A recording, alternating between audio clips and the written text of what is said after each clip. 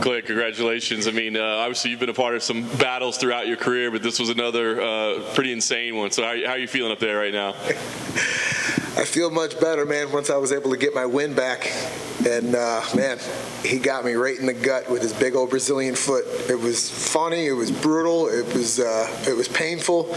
A lot of emotions going on, but my coaches talked me through it. Big J talked me through it. They said, keep your eyes on him, stay focused, face him, and keep your freaking hands up, man. And I took some shots like we have in the past, and we just kept on coming like we always do. That's all we know.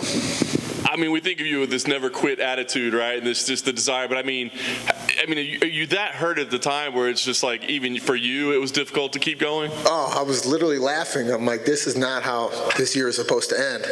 Not in front of the first crowd of, whoa, that knockout was gnarly. Yeah, not in front of the crowd that we've had. You know, I've been able to fight in front of for the first time since 2019. Not in front of my parents, coaches. You know what I mean? The national television on ESPN. Like, come on, Clay, get your crap together. And we stayed calm in there. And we, like I said, listened to my coaches. I could hear everything clear as a bell. And they said he's breaking. He's tired. He blew it already. And just stay on him. And that's what we did. You know, I had to weather the storm. There's no such thing as quit. I don't know the definition of that. We don't know the definition of get tired or stop, and it's all due to wrestling. Do you know the? I mean, obviously we could see that he was fading for sure. I mean, he wore himself out. But do you remember the moment you were like, yeah, he's done? Second round. Yeah, beginning of the second, we just started coming at him and swinging ugly overhands, and I don't really know if any of them landed. The coach says I landed a few, but I remember seeing one right hand land, but he was backing up, and once we took his back, and I kind of mat returned him, kind of lazy mat return, and he just didn't really move, didn't wiggle, didn't do anything. I'm like, all right, we got this. I think I threw a leg in. I got yelled at by Big J. They're like, don't. Flatten him out. Don't pull him on top of you. I did exactly the opposite. I pulled him on top of me, but I just felt the wind go out of his sails, and we were able to sink in that rear naked choke, man. Obviously, every win is important, man. But I mean, you know, submitting not only a black belt, a world champion black belt. I mean, where does this one rank in terms of your career victories? Oh, man, I tell you what. If they were fans, they would be right up there with our UFC debut back in 2006 against Justin James, who was a very crafty jiu-jitsu guy, and we won via rear naked choke, and we got submission of the night. We got the cool tap-out glass trophy that they gave us, you know. So definitely an awesome victory. Leonardo Santos he's a crafty vet. He's got a pretty stellar record, and you know what? It was one of those fights I didn't know a whole lot about the guy. Honestly, I just heard that he won the Tough Brazil show years ago. Not super active, but he had some wins against some really good guys. When I saw he beat Kevin Lee, I was like, okay, this is gonna be, you know, we know we're in for it. And then we were watching him, and he's good at things that I'm not real good at, you know, controlling the range. And he was taller and bigger, and we saw, you know what I mean, he kicked me right in the gut. But I think it was just a battle of who's going to give in. And we never give in. We never give up. We just move forward. Very nice. Well, obviously, it's a big moment. I know you want to celebrate it. I guess the question would be, you know, kind of what's next for you now? I mean, obviously, you got a birthday coming up. You say you keep getting better as you're getting older, right? So, I mean, what's the plan? You were super active this year. Is that the plan moving forward? Are there names you want? Are there matchups you want? What's next? Hey, we just want to stay on the gas pedal, stay active. And there's still one dude out there with our name on him. I beat him once. I'll give him another chance. Nate Diaz, I know you're out there. You can't run. You can't hide. I know you're going to turn the fight down. You probably won't even know that we want to fight you again. But if you ever want to do it again, buddy, I'll give you a shot at it. So let me know. Clay, congrats on the win. Obviously, everybody just went crazy, shouted you out, a veteran. I know the nickname is the Carpenter. Can we change it to the Wrench? Because you keep being the wrench in people's plans. Up and coming guys, what's the secret to this longevity, man, being an OG in the game? Learning from the guys, the coaching staff at Team Alpha Male. Uriah Faber, Coach Danny Castillo, Coach Joey Rodriguez, Chris Holdsworth, Mikey Malott, the list goes on.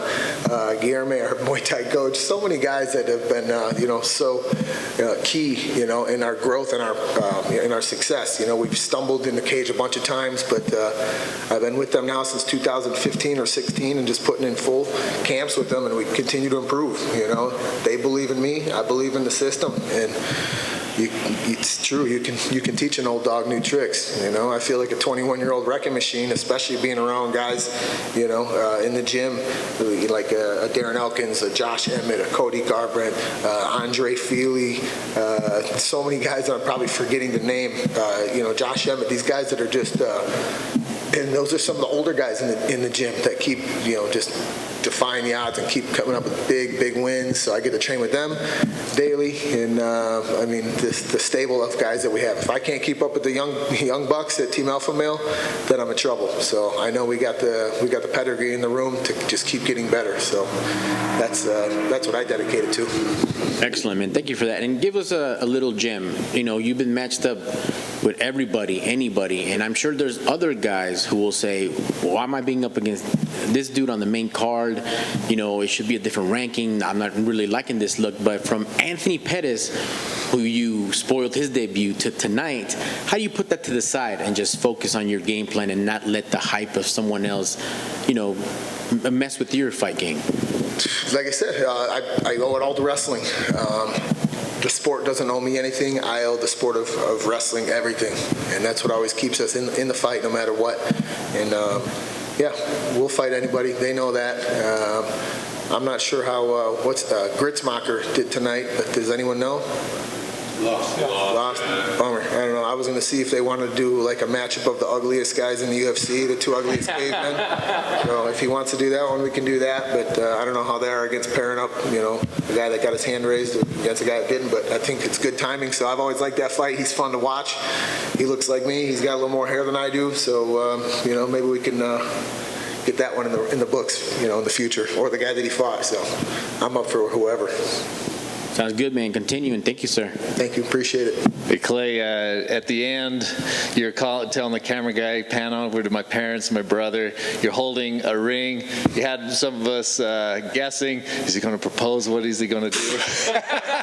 Hey, there ain't no girls dumb enough that want to stay with me the rest of their lives, trust me. A graveyard of relationships, I guess. Yeah, you know what? After all these years, the people that have been so key, in our success that don't get enough recognition. My big brother Jay, who's over in the corner over here, he's the one that got me into sports at a young age. Started off with baseball, football, and wrestling. I did what my big bro did, and then he got me into. I started watching him fight, and then we got in there too. So all these years later, he's been such a huge influence in my career, in my life, daily, and we're very blessed. And him and my parents and my sister, our family, they're the ones that make it possible. And my parents have got their 45th anniversary next week, so I'm just happy that they were able to attend this fight, because I don't think they've been at a fight since 2019, like actually in the arena, just like most fans. So we're very blessed that the UFC had them here as guests, and my best buddy Jared out there, who we share a birthday here in 4 days. We're born on the same day, and he's the one we wrestled with since we were 5 or 6 years old. We wrestled in high school together, college teammates, and it's we're just very blessed that everyone's able to be here and celebrate such an awesome night. So. How did the ring come about, and what's the significance of that besides being a badass? You know what? My mom, she's always given us cool gifts. She's just the sweetest lady ever, so thoughtful, and she surprised me. So I left for training camp in October, and she didn't think she was going to see me until my birthday, and I didn't tell her. Literally 2 days after she gave me the ring, I told her, hey, we got to fight December 4th, because at first I was supposed to fight December 18th, and then they moved it right when I left, and she's like, oh, I wouldn't have given you your ring until your birthday or whatever. So she's like, don't tell anyone, we'll make it a surprise. So I told Jay, hey, hold on to this thing, and we'll do it in front of do it on ESPN. So that was the best surprise I could have gotten, and just super thankful for all our friends, family, teammates, people that have donated to give me this badass ring. This thing is so cool. Thank you, Dana White, for making it possible. All the people that help pitch in on this thing. This is something else, man. Awesome. Well, congratulations. Thank you, guys. Appreciate the support.